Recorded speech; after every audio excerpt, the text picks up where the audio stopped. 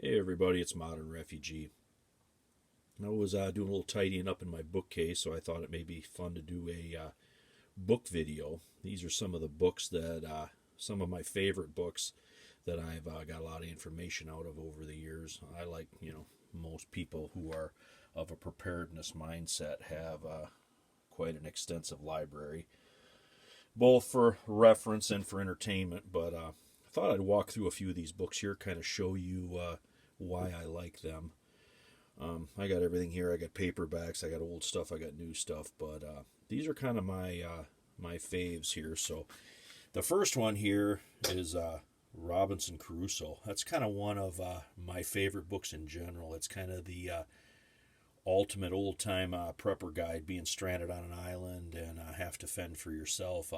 I think it paints a really good picture of what being alone for a really long time would look like. So anyway, this is just kind of a young reader version that I've had for years and years and years. This is kind of my favorite version. I got several other copies, but that's kind of one of my favorite books. And underneath it is The Stand. What I want to mention first here is each one of these books is kind of a different, I guess, genre. And this one right here is kind of a fiction. I like The Stand because it paints a really good picture, I think, long before any disaster movies or anything came out. I think it paints a really good picture and points out some really good things as far as what the collapse of civilization would look like, especially here in North America. So I always thought that it was very creative, and there's some things in there that are kind of real worldly, that maybe if everything did collapse, it could happen, like Gary, Indiana, and Chicago burning down. But I don't want to ruin the book if somebody who has never read it would like to read it. But the next stack here is kind of a outdoor stack here as far as outdoor skills, bushcrafting. This is kind of the original How to Stay Alive in the Woods. This book's been around a really long time. It's got a bunch of good information in it as far as like wild edibles and just basic survival stuff. That's these books, I think at the time I only paid a couple dollars for these. These are very good. This is a very good book to have. And underneath it is Dave Canterbury's Bushcraft book. Also a really good book. When it comes to bushcrafting books, most of the newer ones are okay, but the older ones I think are better. But this one right here is an exception to that. I enjoy Dave's book here. And then I got a couple older books. I got a Mountain Man craft book here, and then I got this is kind of stories from outdoor life. There's a lot of good stuff in this, kind of like trapping up in Alaska, turn of the century type stuff. Really good stories about how they camped, how they hunted, just a kind of a wealth of information. And then this here's kind of the survival stack. This is the 1970 Army Survival Manual. There is a lot of good information in this book too, just basic survival, kind of escape evasion type stuff. Really, really interesting. And then underneath it, I've got Cody Lundine's books. I think Cody Lundine's books are also excellent. They give all kinds of real world things to do, if things are going sideways. And then underneath here, this is With the Old Breed. This book is kind of what the miniseries The Pacific was based on, and it paints a really good picture of how bad being in combat and being in a bad situation as far as being constantly dirty, constantly wet, scared, hungry. It paints a really good picture of what that does to a person over years and years and years. So I always thought that this was a good book as far as how do I want to say it? If it was a long-term SHTF situation, that this book right here would kind of paint that picture, what it would be like for somebody to live like that. The next here, this is kind of a mindset stack, and this is Chris Pirano's book. He was one of the guys that survived the attack in Benghazi in 2012, and he's had a really kind of an interesting life, and he's got kind of a, as far as mindset goes, he's got kind of a real survivor mindset in my opinion.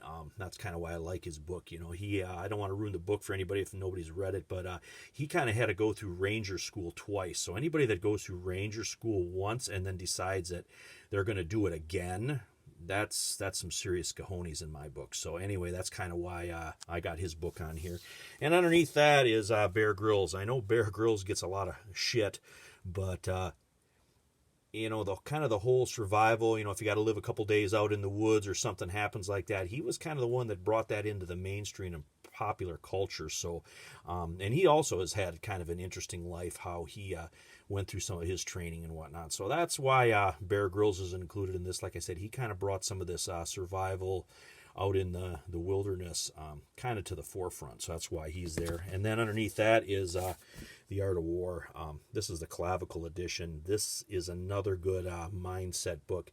You can apply almost everything in this book to real world situations, at least in my opinion. So that's kind of why I like that book. There's you know, people quote out of that book all the time, so at least you have a context if you read that what they're talking about.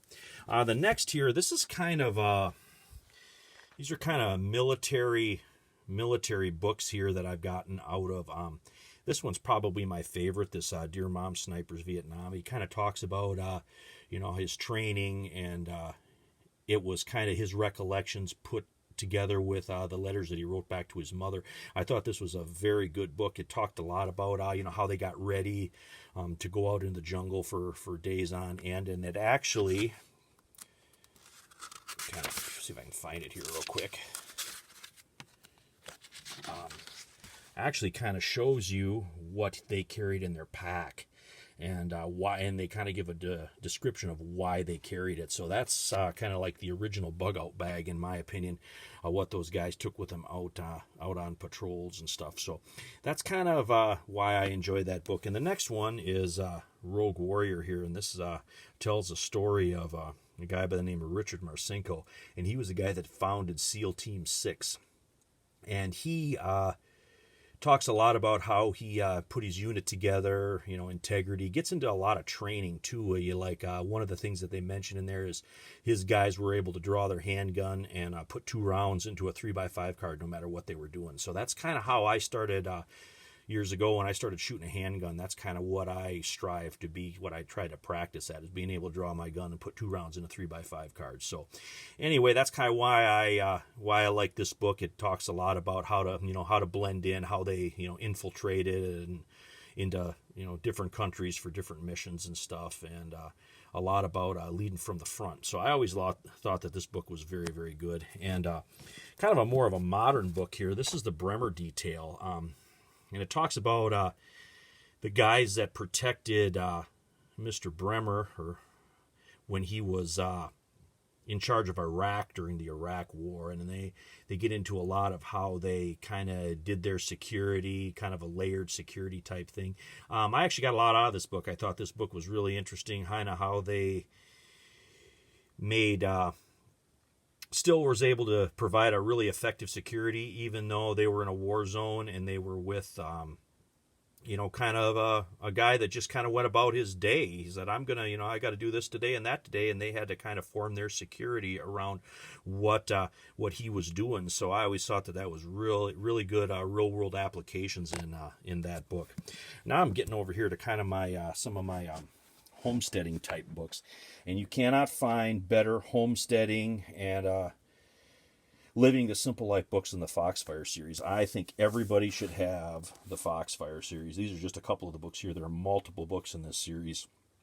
If you don't have a hard copy of this, get a hard copy of this. There is just tons of information in here as far as, you know, building log cabins, butchering, just old time country skills that just don't exist anymore. And then underneath that, I have got, This is kind of my favorite of all these books that are up here. This is Back to Basics by Reader's Digest. It literally it touches base on just every single solitary thing you can imagine, from starting an orchard to making soap to how to plant a garden. Just basic country skills. And if I could only have one book of what's sitting here, this would be the book that I would want. There is just a wealth of reference information in this book. So Reader's Digest Back to Basics is kind of sort of my favorite. And then the last thing I kind of want to touch base on here is my cookbooks. I love old cookbooks. The older the better. And some of them aren't even cookbooks. I mean, I have pamphlets of that they gave out during World War II to people to how to substitute stuff for rationing if they couldn't get butter or this, other things that they could use. I love old cookbooks. This one right here, this is a northern cookbook that talks about stuff like up in northern Canada. And like I'm in northern Michigan, so a lot of this stuff that's on here will apply to me as well. But they got a lot of older cookbooks will have stuff as far as, stuff like, making soap or, how they can stuff or how they put stuff up or preserve and stuff. So I enjoy older cookbooks. This here is a Mennonite cookbook.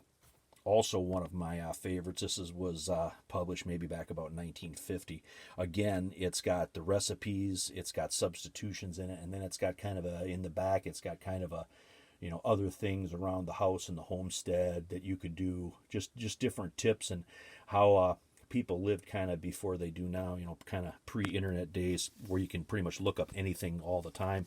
And then the Victory Garden cookbook talks a lot about how to cook, the stuff that you grow. If you don't know what a Victory Garden is, the Victory Garden is kind of what it was a TV show for a long time on PBS. But the Victory Garden was kind of what you grew to help supplement what you lost during the war effort because of rationing. That's what a Victory Garden was, and they always encouraged people to grow their own garden back then. But anyway, this is kind of my favorite books here. I know a lot of prepper YouTube channels kind of they kind of touch base on different books and stuff that they got, so I kind of wanted to do the same here. But anyway, these are kind of my favorite books and why I enjoy them. So anyway, this is Modern Refugee. I hope you guys are having a great day out there. I want to say thank you to all my subscribers out there. I sure appreciate each and every one of you. If you got any questions, you can put them down in the comments. I'll be more than glad to answer them if I can. But you guys take care of yourself. Have a great day.